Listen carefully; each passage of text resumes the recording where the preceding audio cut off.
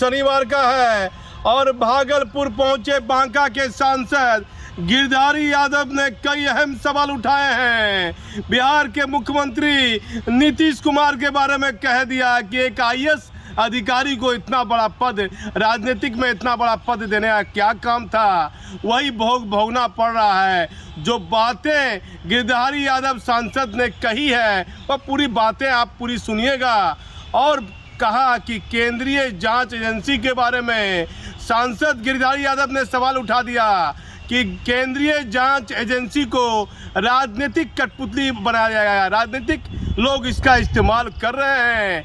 और ये कहा कि देश के प्रधानमंत्री बीजेपी के लोग यदि कोई गड़बड़ काम करेंगे तो वह पास साफ हो जाएंगे, और कोई दूसरे पार्टी के लोग यदि कोई गलत काम करेंगे तो उनके यहाँ ईडी सीबीआई रेड करेगी। जो बातें गिरधारी यादव सांसद ने कही है, काफ़ी अहम और गंभीर सवाल उठाया है। बांका के पूर्व डीएम की प्रशंसा कर दी और ये भी कहा कि आईएएस अधिकारी की जब बेटी लिपि सिंह के बारे में मैंने पूछने लगा तो कहा कि नहीं, रामचंद्र प्रसाद सिंह के बारे में कह रहा हूँ, बाल बच्चे के बारे में बोलने का कोई काम नहीं है। कई महत्वपूर्ण बात गिरधारी यादव ने अपने बयान में कही है। पूरा वीडियो देखिए। मैं भागलपुर से दीपक नौरंगी। 5 नवंबर है, शनिवार का दिन है। बांका के सांसद गिरधारी यादव जो जदयू से है भागलपुर पहुंचे हैं और मैं इनसे बात करता हूं कि आखिर भागलपुर आए हैं, क्या कार्यक्रम इनका है और किस विषय पर भागलपुर आए हैं, सरकार के साथ में है। गिरधारी किस लिए भागलपुर आना हुआ? भागलपुर तो आने जाने का रास्ता ही है ना। हाँ। नौगछिया उतरते हैं राजधानी से, भागलपुर आए, यहाँ से फिर सुल्तानगंज, बांका, अमरपुर, धोरैया सब क्षेत्रों में यहाँ से जाते हैं। हाँ। उसी तारतम्य में यहाँ आए हुए हैं। और जहाँ तक देश की राजनीति का सवाल है, देश की राजनीति में भाजपा जो है जितनी भी संवैधानिक संस्थाएं हैं उस सबको समाप्त करना चाहती है। जो भी संवैधानिक संस्थाएं उसको कमज़ोर कर रही है, उसको समाप्त करना चाहती है। अब पूरा छद्म बात इस देश में चला रही है। क्या रहेंगे मुख्यमंत्री नीतीश कुमार, क्या तेजस्वी यादव को बना देंगे? इस पर सवाल मेरा। मुख्यमंत्री का मुद्दा कहाँ रह गया? अब मुख्यमंत्री नीतीश कुमार को क्या दिल्ली भेजना चाहते हैं, ये तो बताइए आप कुछ। मुख्यमंत्री और प्रधानमंत्री बनने का मुद्दा रह नहीं गया इस देश में। अब इस देश में रह गया संविधान बचाने का। कौन इस देश का मुख्यमंत्री होगा, कौन प्रधानमंत्री होगा, कौन एमएलए होगा, कौन एमपी होगा, ये बात नहीं है।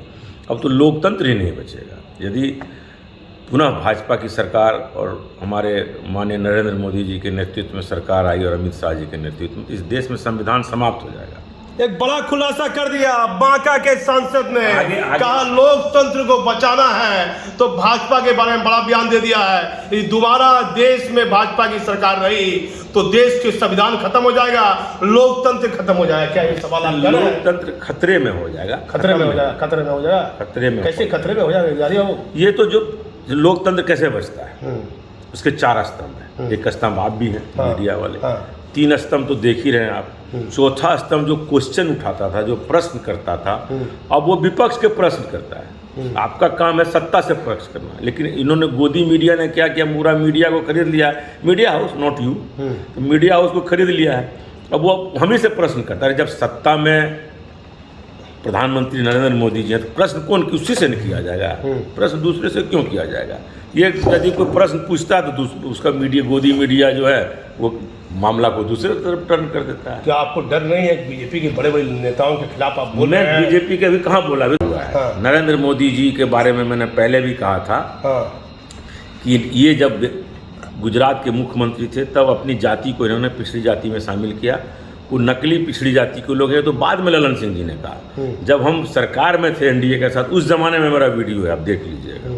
और आज मैं फिर कहता हूँ, ये नकली अमित शाह जी नकली हिंदू हैं और नरेंद्र मोदी जी नकली ओबीसी हैं। क्योंकि अमित शाह जी तो जैन है और जैन धर्म, हिंदू धर्म के खिलाफ में जैन धर्म आया था। महावीर बुद्ध जो हुए इसके तीर्थंकर, उन्होंने हिंदू धर्म का विरोध किया। गौतम बुद्ध ने, जैन ने, इस्लाम ने, इन सारे लोगों ने हिंदू धर्म का विरोध किया। लगा देगा इनकम टैक्स, सीबीआई आपके पीछे लगा देगा। हम तो जेल जाने के लिए तैयार है, कोई भेज ही नहीं रहा है। हम पुराना ब्रिगेडियर रहे, हम तो चाहते हैं कि हमको कल जेल भेज दे। हमको कोई लगा ही नहीं रहा। हम तो कहते हैं कि यदि हमको नरेंद्र मोदी जी या अमित शाह जी जेल भेजवा देंगे, इससे बढ़िया। और आज तक हम कभी जेल गए नहीं, हमको जेल जाने का मन भी है, भेजेगा ही नहीं। इनकम टैक्स रेड करवा देगा जैसे वहाँ हम तो कह रहे हैं कि हमको जेल भेजवा दे। इनकम टैक्स रेट क्या होता है? वो तो कोई जाली मुकदमा का इनकम टैक्स तो उसी पर न करेगा जिसको कुछ रहेगा। हमको कुछ है ही नहीं, क्या इनकम टैक्स लगाएगा? वो तो जाली केस करवा के भेजवा सकता है। इनकम टैक्स ईडी तो मेरे पास इसलिए नहीं लगा, मेरे पास कुछ है ही नहीं, न रहने का घर ही नहीं है, तो हमको क्या भिजवा देगा? तो क्या नीतीश कुमार क्या देश में बदलाव? नीतीश कुमार जी ने तो घोषणा कर दिया, हमारे राष्ट्रीय अध्यक्ष ललन सिंह जी ने, कि हम प्रधानमंत्री के उम्मीदवार नहीं हैं 3 बार कहा। और इन्होंने ये कह दिया कि देश के संविधान खतरा में है, देश का लोकतंत्र खतरा में है, इसको बचाना है। तो क्या मतलब आप चाहते हैं नहीं चाहते हैं कि अगला प्रधानमंत्री कौन हो?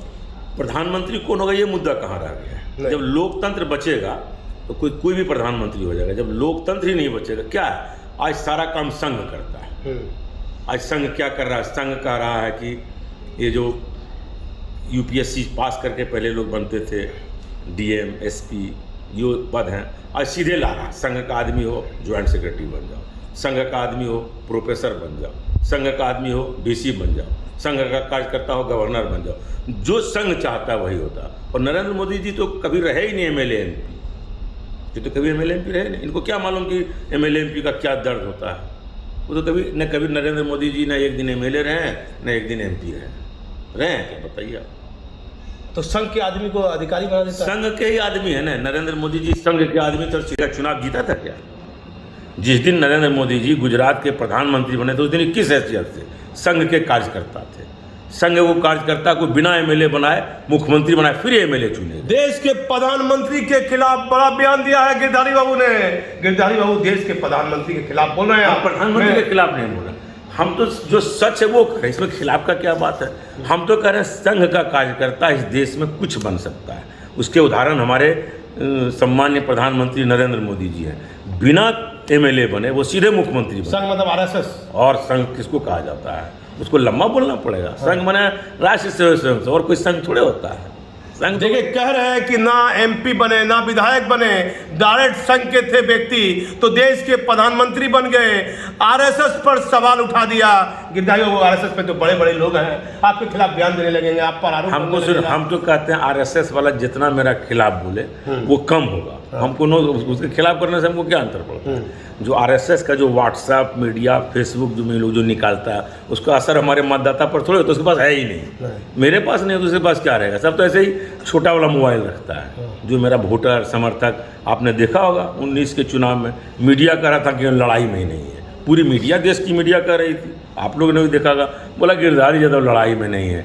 हमने कहा था हमको किसी से लड़ाई नहीं। देख लीजिए रिजल्ट आप। गिरधारी बड़ा दुख सुख आपने जीवन में देखा। माता पिता का कैसा प्रभाव रहा आपके जीवन में? बड़ा आप जीवन में नीचे से माता पिता के आशीर्वाद, माता पिता का क्या प्रभाव रहा? माता पिता के आशीर्वाद से लोग कुछ अपनी पुरानी बातें बताइए। वो तो आपने जीवन में बहुत सुख दुख देखा है। वो नहीं, यहाँ सांसद तक आप चले आए। नहीं बोले माता पिता के आशीर्वाद से ही लोग आगे बढ़ता है। तो क्या दोनों धरती में दोनों में से कोई है? कोई नहीं है दोनों में कोई नहीं। 96 सब वो सब है। 96 में जब हम एमपी बने थे मेरे पिताजी का देहांत हो गया 18 दिन बाद। उसके बाद हम दिल्ली में थे तो वाजपेयी जी को सरकार को गिराना था हमको। मैं वो भोज में भी नहीं आया, वहाँ सरकार वाजपेयी जी का गिरा के तब आए। इस बार मेरे माताजी का भी एमपी बनने के बाद देहांत हुआ।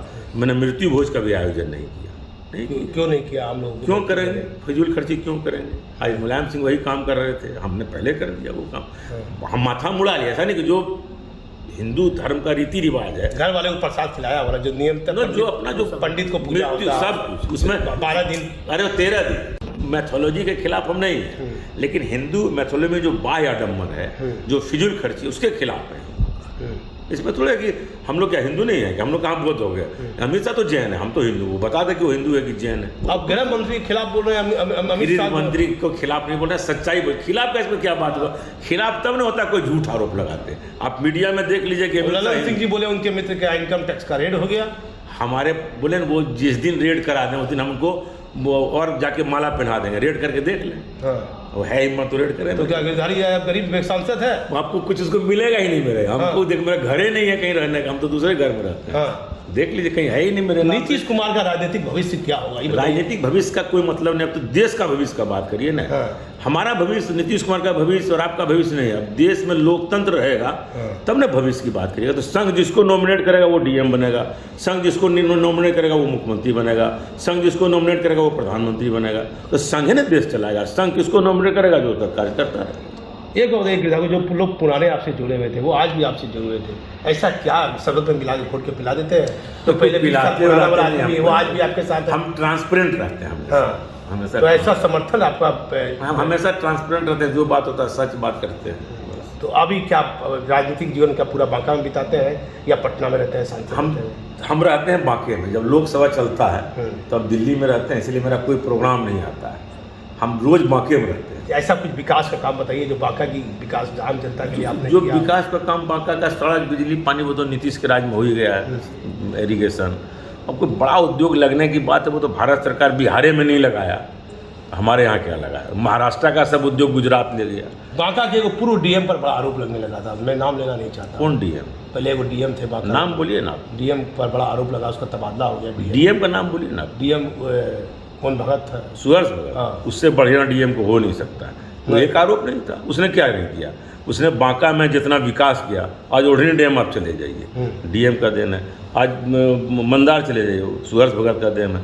उस डीएम ने बांका में जितना काम किया वो माफिया के खिलाफ था। हम लोग का कभी कोई बात नहीं हुआ नहीं, तो माफिया के खिलाफ था। सब माफिया बेचैन था। जैसे वो चला गया माफिया चैन का सांस लेने लगा। वो तो किसी जनता के खिलाफ तो कभी थे नहीं। जनता का काम करते थे, इमीडिएट करते थे। वो अधिकारियों के खिलाफ थे, माफिया के खिलाफ थे, गुंडा के खिलाफ थे। वो कभी तो किसी का कोई आम आदमी तो कोई सिखाता है। वो एफआईआर तो पत्रकार पर किया नहीं किया हमको पता नहीं। हमको नहीं मालूम किसी पत्रकार पर एफआईआर हुआ। कौन पत्रकार पर एफआईआर हुआ है? वहाँ कुछ पत्रकारों का एक नाम बता दीजिए। कोई झा है, शैलेंद्र झा। कहाँ का है? कहीं अमरपुर नहीं, बौसी का होगा। बौसी का होगा। वो पासिंग का काम करता था। वो गलत क्या है? वो पासिंग का काम करता था। पत्रकार रहने से क्या होगा? गलत काम करिएगा तो एफआईआर नहीं होगा। बौसी का था तो शैलेंद्र अमरपुर का तो उसके बारे में हमको जाना। एक बौसी के पत्रकार पर एफआईआर हुआ था। वो जमीन दलाली, पासिंग सब काम करता था। हुआ एफआईआर। तो डीएम को आप सही मानते हैं? अभी वर्तमान के डीएम की क्या स्थिति है? जो भी डीएम है बांका में, जितने भी डीएम हुए हैं वो सब सही काम करता है, क्योंकि उसका पहला पोस्टिंग होता है। वो ट्रेनिंग का पीरियड रहता है। न कोई भ्रष्टाचार करता है, न कोई गलत काम करता है। जो भी, चाहे वो कुंदन कुमार हों, सुहर्ष भगत हों कि अंशुल कुमार अभी हैं, सब लोग बांका में सही काम करते हैं। चाहे नीलेश देवरे हों, इतना डीएम हमको नाम याद है। इन लोग सब बड़े बड़े पदों पर गए। देखिए यहाँ से नीलेश देवरे गए तो मधुबनी, अभी ये गए तो बेतिया, सब लोग ये गए थे पूर्णिया, क्योंकि बांका में पहला पोस्टिंग होता है। छोटा जिला है और लोग वहाँ बहुत अच्छे हैं, तो उसको सही बात बता देते हैं हम लोग। विधायक, एक मेरे अहम सवाल है, घुमाइएगा। नीतीश कुमार इतना आईपीएस के यहाँ रेड करवा रहे हैं, पूरा सनसनी मचा हुआ पुलिस महकमे में, आईएएस आईपीएस में लगातार रेड करवा रहे हैं। आर्थिक अपराध की टीम ने पूर्णिया एसपी के यहाँ छापामारी कर दी। एसपी सस्पेंड हो गया, इस पर क्या बोलिएगा? आप इसमें आईपीएस का आईएएस का क्या बात है? गलत काम करिएगा। अब कोई IPS Aditya Kumar chief justice बन के डीजीपी को फ़ोन करे तो एफआईआर नहीं होगा? गलत वो काम करेगा, चाहे आईपीएस रहे कि आईएएस रहे कि पीसीएस रहे, कोई अधिकारी रहे, कोई नेता रहे। नीतीश कुमार जी यही कहते हैं कि कानून काम करेगा। उसका एमएलए जेल नहीं जाता है क्या? उसका एमपी जेल नहीं जाता है क्या? कहाँ मत बचाते हैं? बोलते हैं ना हम किसी को फंसाएंगे, न किसी को बचाएंगे। नीतीश कुमार के बारे में बताइए, क्या बिहार के मुख्यमंत्री रहेंगे? अगर ये तेजस्वी यादव को बना देंगे फिर मुख्यमंत्री का मुद्दा ही नहीं। फिर आप हमको घुमा दीजिए। घुमा नहीं दिए। हाँ। अभी तो देश के संविधान बचेगा तब ना तेजस्वी मुख्यमंत्री बनेंगे। अभी देख लिया हेमंत सोरेन पर क्या करा, बोला ईडी। अरे क्या बात है भाई, मैंने भाजपा का सब आदमी दूध का धुला हुआ, हरिश्चंद्र का अवतार, बाकी विरोधी दल का सब आदमी भ्रष्टाचारी। अच्छा, एक चीज बताइए, सीबीआई हो गया, ईडी हो गया, पदाधिकारी निदेशालय हो गया, जो केंद्रीय जांच एजेंसी है, क्या इसको राजनीतिक मोहरा बनाया जा रहा है? ये तो राजनीति का इतना जबरदस्त मोहरा बन गया है, तो सुप्रीम कोर्ट ने भी इसके बारे में, सम्मानित सुप्रीम कोर्ट ने भी कह दिया। ईडी और केंद्रीय जांच एजेंसी हमारा चैनल देख रही है तो ऐसा मत कीजिए। कह रहे हैं राजनीतिक खातों की कठपुतली बन गई है जांच एजेंसी। ऐसा क्यों कह रहे हैं? गिरधारी हो यही कर ही रहा है। एक भाजपा वाला पर रेड नहीं हो रहा है। अब जो पार्टी आज छोड़ेगा, जो कुछ करेगा उसका हम सवेरे रेड करा देता। मैंने इसके पहले वो बहुत अच्छा था, लेकिन आज यदि किसी ने भारतीय जनता पार्टी को छोड़ दिया या उसके खिलाफ में चला गया, इसके पहले जब तक हम लोग एनडीए में थे तब तक उनको कोई नहीं देखा बिहार में जिसके यहाँ रेड कराया। जैसे नीतीश, हम लोगों ने जदयू ने एनडीए छोड़ा, जैसे ललन सिंह जी ने कहा बिहार में छापा पड़ा, इसके पहले कहाँ बिहार में छापा पड़ता था? तो क्या नीतीश कुमार के यहाँ रेड क्यों नहीं पड़ा? बीजेपी का साथ छोड़ दिए थे? है ही नहीं तो पड़ेगा क्या? नीतीश कुमार के यहाँ, मेरे यहाँ क्यों रेट पड़ेगा? जब उसको ईडी या सीबीआई या इनकम टैक्स देखता है ना रिटर्न में, कुछ है ही नहीं तो क्या? नीतीश कुमार क्यों चले गए थे पहले आप बीजेपी के साथ? सीजन घोटाले के डर से? वो बात, अब नीतीश कुमार का निर्णय, हमारा नेता है, बॉस इज ऑलवेज राइट। तो आप नीतीश कुमार आपके नेता हैं, चले गए राजद के साथ, तो क्यों नहीं अभी तक रेड करवाया बीजेपी वाले ने? हमने करा, हमारा वो मुद्दा ने, नीतीश कुमार जी कहाँ जाते हैं वो उनका निर्णय है। हाँ। बॉस इज ऑलवेज राइट, हम उनके साथ हैं, मेरा नेता है, वो कहाँ जाएगा वो निर्णय लेगा, उसमें हम तो कुछ नहीं। मुख्यमंत्री नीतीश कुमार रहेंगे, इस बात पर सवाल मेरा। मुख्यमंत्री तो हैं ही, रहेंगे क्या? जब हैं ही तो रहना कहाँ है? हाँ, मुख्यमंत्री तो हैं ही, रहेंगे मतलब। अगला बिहार का मुख्यमंत्री अगला अभी तो पहले प्रधानमंत्री बनेगा कि पहले मुख्यमंत्री बनेगा? 24 का होगा तब ना 25 आएगा। पहले प्रधानमंत्री पर बात करिए ना, मुख्यमंत्री तो 25 में आएगा। प्रधानमंत्री के तो खिलाफ में आप हैं, दूसरे प्रधानमंत्री आप चाहते हैं? नहीं, हम नहीं चाहते हैं, देश चाहता है, लोकतंत्र चाहता है। इस लोकतंत्र को यदि कायम रखना है भारत में, तो पाकिस्तान का हाल नहीं हो तो इनको हटाना पड़ेगा। तो नीतीश कुमार के साथ आप दिल से जुड़े हुए हैं कि नीतीश कुमार जहाँ जाए? दिल से नहीं जुड़े हुए हैं, सिद्धांत से जुड़े हुए हैं। दिल का क्या संबंध होता है राजनीति? नहीं, नीतीश कुमार का नीति सिद्धांत हमको पसंद है, उनके साथ हैं। नीतीश कुमार का नीति सिद्धांत हमको पसंद जिस दिन आएगा हम नहीं रहेंगे, हमारा उनका। गिरधारी यादव ने कहा कि नीतीश कुमार जो बिहार के मुख्यमंत्री हैं, उनका नीति और सिद्धांत इनको अच्छा लगता है, इसलिए उनके साथ पे हैं, लेकिन दिल का कोई मतलब नहीं। नीतीश कुमार से मेरा बात सुन रहा हूँ, वो तो अलग मुद्दा है। राजनीति में दिल का कोई, कैसे व्यक्ति लगते हैं, मुलाकात सबसे अच्छे आदमी है, इसमें कहाँ दिक्कत है? नीति सिद्धांत बढ़िया है, व्यक्ति के तौर पर तो सब अच्छा था, लेकिन जिसको राज चलाना होता है। लोग पलटू राम ये सब बार बार क्यों बोलने लगा है? बार बार पलटू राम नहीं होता। फिर देखिए, समाजवादी का कैरेक्टर है। लंबे लोहिया जी के पार्टी से निकाल दिया, ये जानते हैं कि नहीं आप?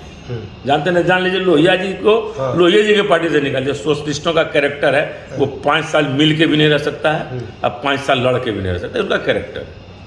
तो क्या लगता है आपको, लगातार बिहार के मुख्यमंत्री नीतीश कुमार रहे? लगातार कोई होता है? जीवन लगातार है नहीं तो मुख्यमंत्री पद लगातार, जीवन जब क्षणभंगुर है, सब पद क्षणभंगुर। उनकी कार्यशैली से आप खुश हैं?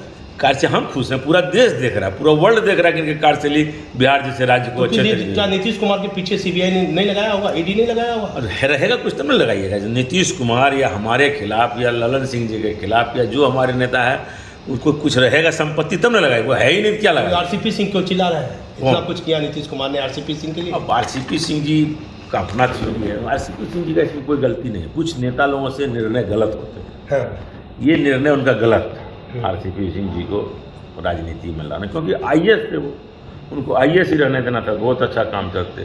जैसे रंजन यादव जी हमारे सम्मानीय प्रोफेसर थे, उनको लालू जी लाया, तो उनको लालू जी को एक बड़ा खुलासा किया गिरधारी यादव ने, कहा कि बिहार के मुख्यमंत्री नीतीश कुमार को जो है इनको राजनीतिक में नहीं लाना चाहिए था।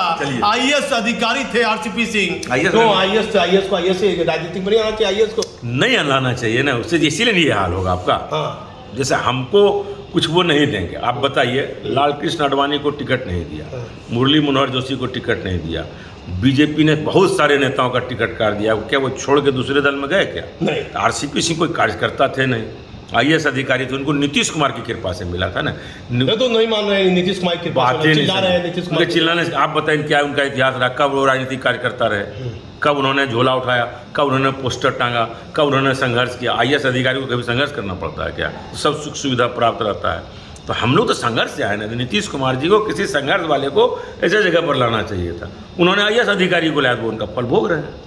बहुत बड़ा खुलासा किया, कहा आईएएस अधिकारी को कभी भी राजनीतिक जीवन में नहीं लाना चाहिए, उसका फल भोग रहे हैं नीतीश कुमार। और आरसीपी सिंह लगातार बयान दे रहे हैं। लिपि सिंह पर आरोप लगा, मेरा एक आगे नहीं, मुंगेर में बाल बच्चों पर बात नहीं बोलेंगे। राजनीति बड़े लोगों के बीच की है, राजनीति में बाल बच्चों पर बात नहीं किया। देखिए, कहा कि राजनीतिक में लिपि सिंह पर बोलने से इनकार किया, लेकिन कहते हैं कि आरसीपी सिंह मात्र एक आईएएस अधिकारी थे और आईएएस अधिकारी को सब रुतबा मिलता है, उनका कोई राजनीतिक इतिहास नहीं था। इनकी जो अहम बातें हैं, हमारे चैनल को आप देखते रहिए। मैं भागलपुर से दीपक नौरे।